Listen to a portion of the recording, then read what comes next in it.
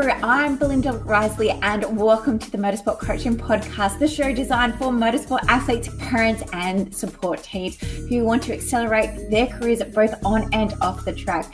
Whether you're struggling to secure a sponsorship, grow your social media or understand the business side of racing, because yes, motorsport is a business, this podcast is here to help. Each episode, I'll share practical tips, advice and insights, often joined by industry experts, motorsport athletes who share their real world experiences.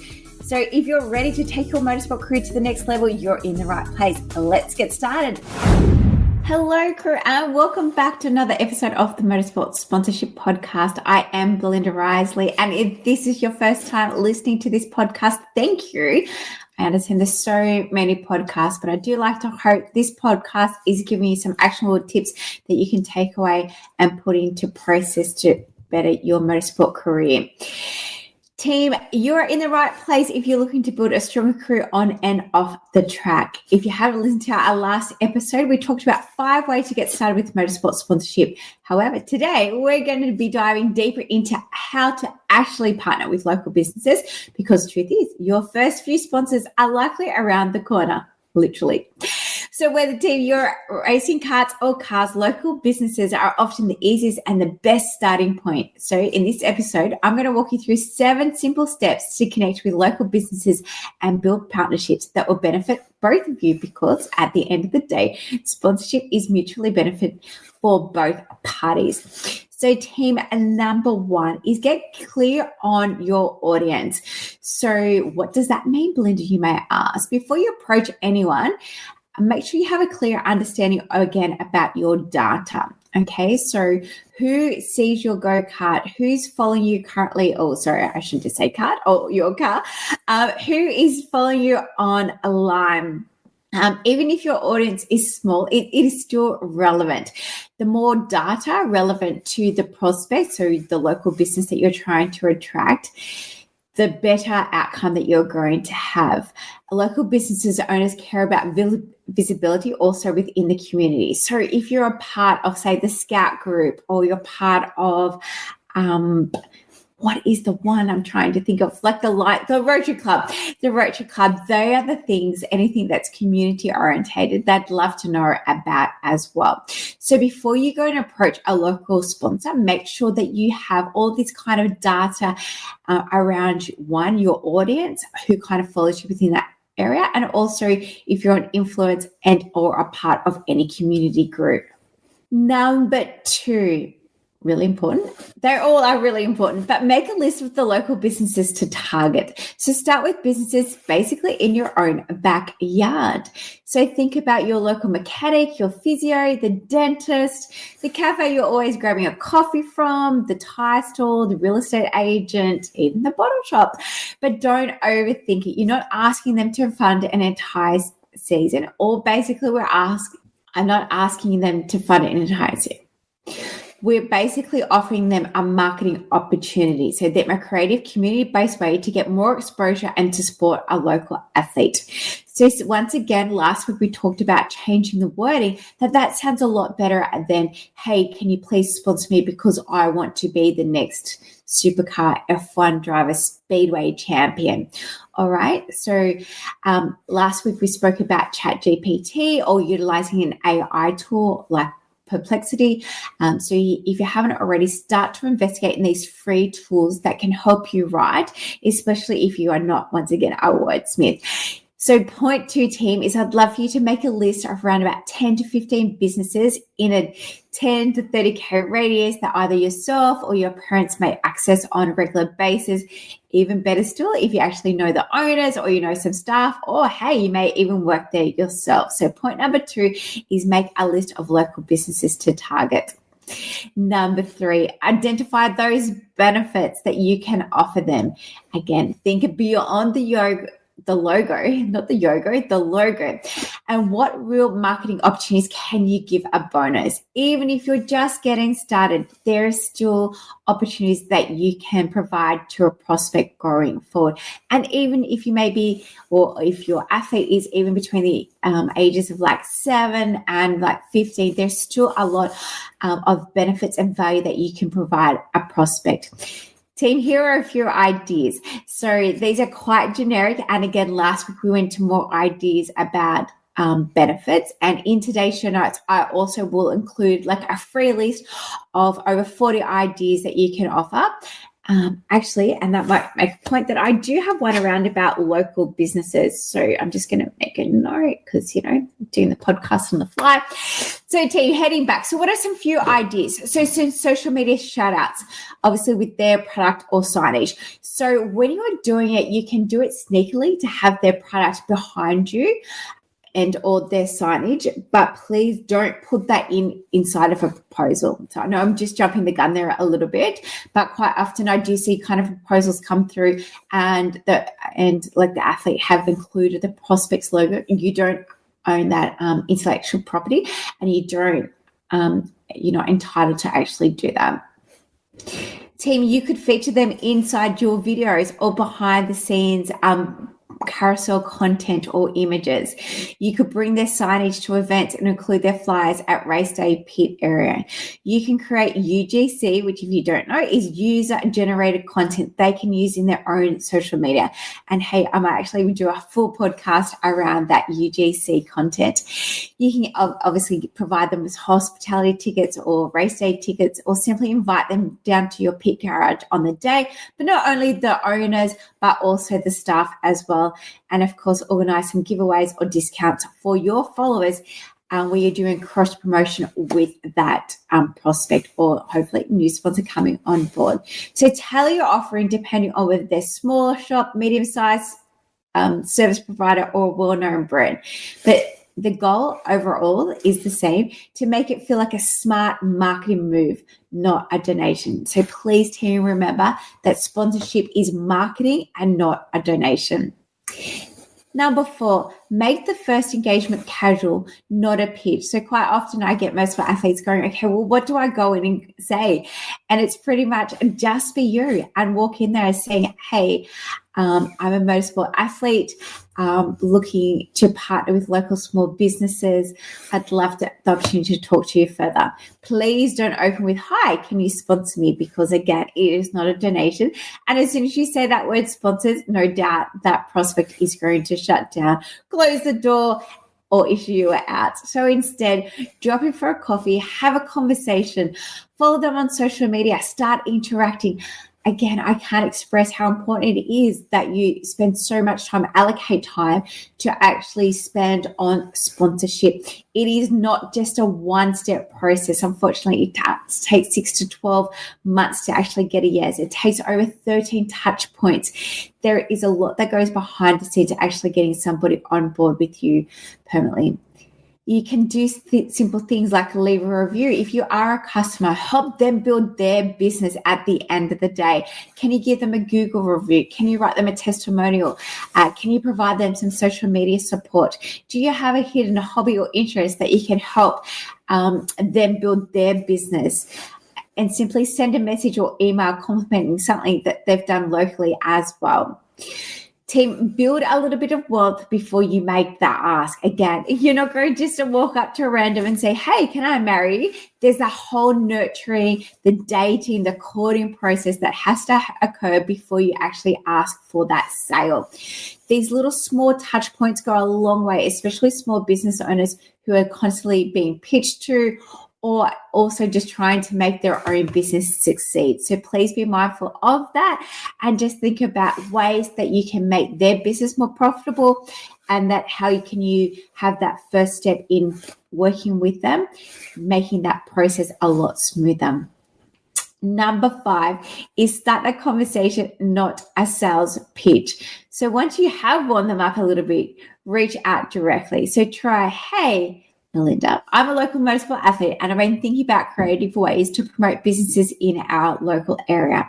I'd love to have a quick chat about something I think could benefit your brand while supporting my racing journey. Would you be open to a quick call or coffee? Team, it's short, it's respectful, and it focuses on them and not just your needs. I cannot tell you how many times I get proposals, I get emails, even phone calls about, hey, can you help me, without knowing what is the mutual benefit for me to help them. All right. So know that in the back of your mind that you need to have an understanding of, again, your benefits, basically your packages and your programs, what are your values, and what does it look like working with you going forward. So number 6, I kind of just touched on that base, is about giving them options and keep it simple. You don't need to have multi-tier packages. Again, there's a lot of steps, as you can see, before you even are sitting down, having that nice cup of tea or coffee with them to talk about next steps. Okay, so once you get into that environment of having that conversation, inside the Motorsport Sponsorship Club, I have a whole script around not a script, I don't like to talk, I'd say a guideline around kind of open conversation starters that you can have with a prospect to get the information you require in order to go back and to develop your proposals. So team 6, as I said, is giving them options. So if you do have that coffee with them and they're like, hey, I'd love to know what is this basically going to cost me? You need to have a kind of figure inside your head. So one of the first things that we do when we're starting to work out our sponsorship strategy is to work out our financials. And in that, we break down our expenses. So having a clear understanding of what our expenses are is going to help you state to the prospect what is this going to cost them specifically. I always love to promote that aligning a sponsor to a product, for example, like making them the tire partner, or making them the fuel partner, or making them the food partner, depending on the type of the business and what that alignment would be, because then they can get emotionally attached to that investment, as opposed to having gold, silver, and bronze, which is kind of just a bit blah, and it's not as personal. All right, so link those levels to actual marketing deliverables. Once you've actually said, okay, I'd love for you to come on board and be my tire partner, and it's going to be, starting from around about $500, you also need to know, again, what are those marketing deliverables going to be? So things like, how many shout outs are they going to get for that $500 per year? How much content, whether it's media coverage, whether it is actually online, what kind of signage or logo or visibility are you going to provide them for that $500? Or how many corporate hospitalities tickets will they get for, once again, that amount of money? So make it easy to say yes, no jargon. You don't need lots of paperwork to go with it. It's basically just a 2-page kind of media kit that you need to have on board for those initial conversations, especially for local providers. But again, it's important that you have a clear understanding of what you're needing to be covered. So what kind of expenses you're wanting them to come on board to help you recover, and what are those deliverables that you're going to be able to, well, not be able to, but that you are going to deliver for that amount. Team number 7 is definitely not last, but it is for today's episode. But always say thank you and deliver more than you can promise. Again, sponsorship is not a donation. So if someone backs you, your job is to over deliver to them. Okay. Again, it's small business. Motorsport is a business. You are a motorsport business owner now. If you're starting to seek sponsorship, hey, welcome to the world of small business. So team, if someone is investing to you, again, your job is to over deliver. And how do we do them? We need to thank them publicly, whether you're doing a social media post. Maybe you can do a free write-up into Speed Cafe and Auto Action if that's their market. So quite often I do see those written up, but again, it's not really applicable for the local cafe to have a write-up in the Speed Cafe and Auto Action, unless, of course, they have their own race car or they have a general interest in motorsport. But 9 times out of 10, local providers are wanting more things around about posting onto the local community free Facebook page, or, yes, doing a press release that you can send to the local newspaper or to the local radio station. Of course, you need to tag them on, we don't have to, but sorry, you can tag them online. But again, what is part of the key deliverables that you're going to offer them as part of their investment that they've just mentioned they're happy to invest in you. Send them content that they can use. So maybe they are a local tire shop, and maybe you are racing cars and you are utilizing a brand that they currently sell. How can you promote them? How can you do that UGC content around about how you're utilizing that tire, or what that tire has felt for you racing that car? Or again, how can you showcase the benefit of their investment into you, and why people should go down to the local tire store? Maybe you were driving your own vehicle that had their tire, and you broke down, and maybe they have a 24-hour service, or a service. Maybe it's only available from 9 to 5, where they actually came to you with their little minivan and fixed up their tire. But again, every business is very different, and unfortunately, that's why there is no one blanket approach when it comes to sponsorship, because it's all about the individual business that we want to work with, and of course the individual values that we can offer / benefits, and of course what the expenses and what we are wanting to work with them for. And of course, you can always provide them with a race report team, which is highly, highly recommendable.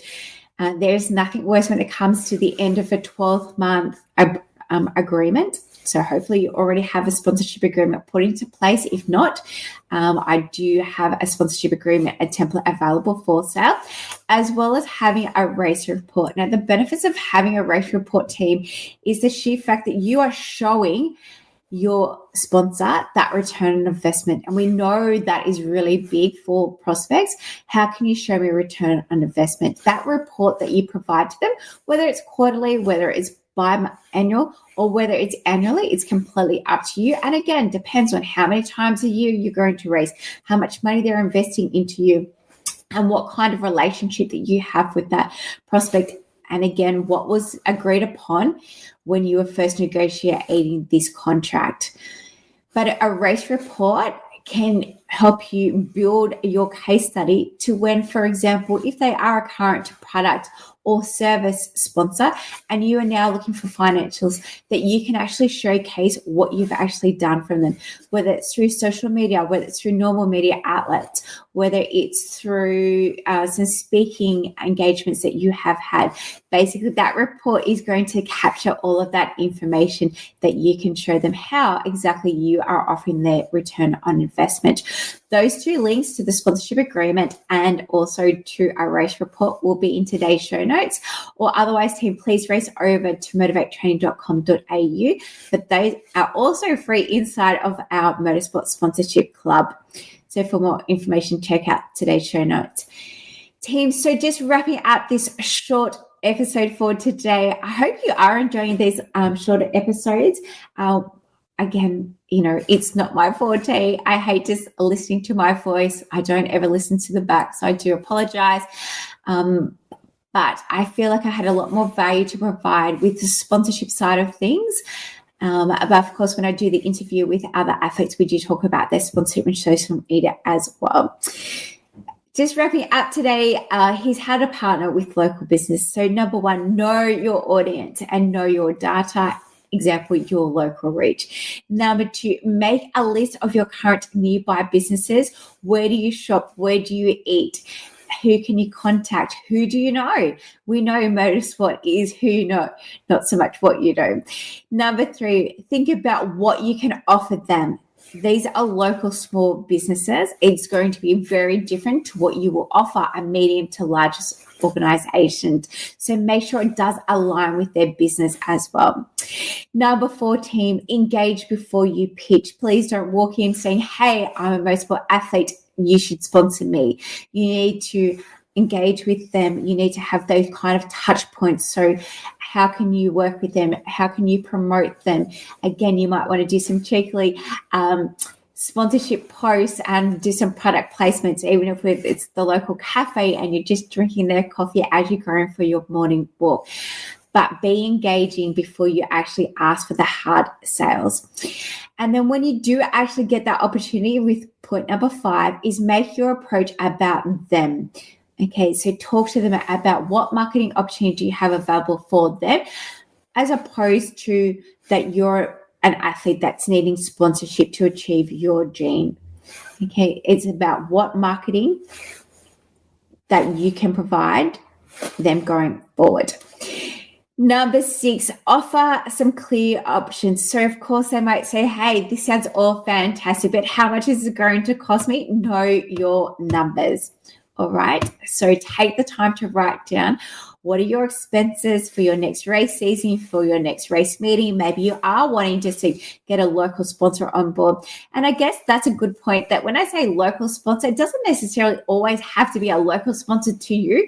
It could be a local sponsor to the racetrack that you're going, especially if you're racing a national round or even an international round, that after you're doing some research, you'd go, actually, I'd really love to have them on board.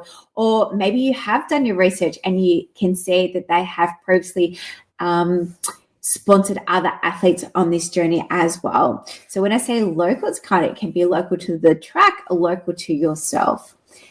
Again, think outside the square. And team number 7, first and foremost, in customer service, in our role as small business owners, we want to over-deliver and follow up.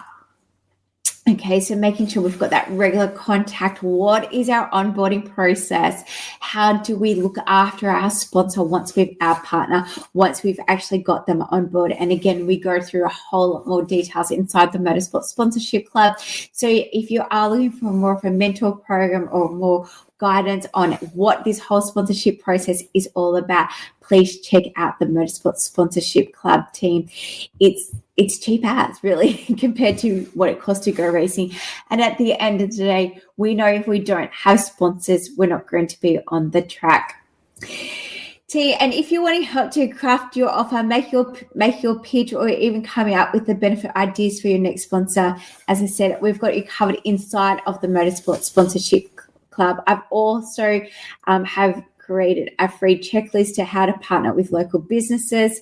So thanks for tuning in. Make sure you download that today. And remember, every successful sponsorship starts with one great conversation.